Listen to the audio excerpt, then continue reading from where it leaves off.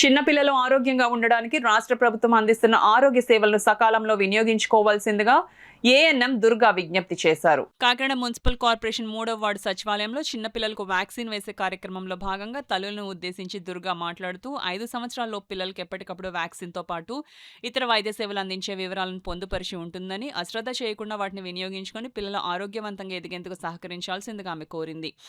జిల్లా వైద్య శాఖ అధికారి డాక్టర్ కె అనిత సహకారంతో జిల్లా collector, municipal health officer Prithvi సూచనలతో చిన్నపిల్లల వివరాలను ఎప్పటికప్పుడు సేకరిస్తూ వారికి అవసరమైన వైద్యశాల అందించేందుకు తమ బృందం ఎల్లప్పుడూ సిద్ధంగా ఉంటుందని దుర్గా అన్నారు.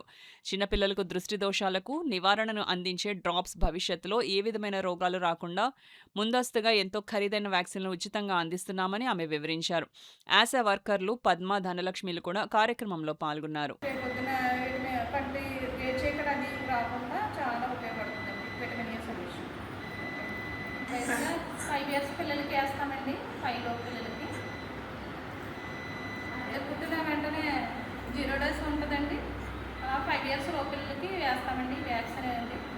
పుట్టిన వెంటనే 0 డోసు, అలాగే 6 వీక్కి మొదటి డోసు, సెకండ్ 10 వీక్స్కి, అలాగే 14 వీక్స్కి థర్డ్ డోసు, 10 మంత్కి ఎంఆర్ వ్యాక్సిన్ వేస్తామండి. దాంతోపాటు ఎంఆర్తో పాటు పీసీబీ వ్యాక్సిన్ వేస్తామండి.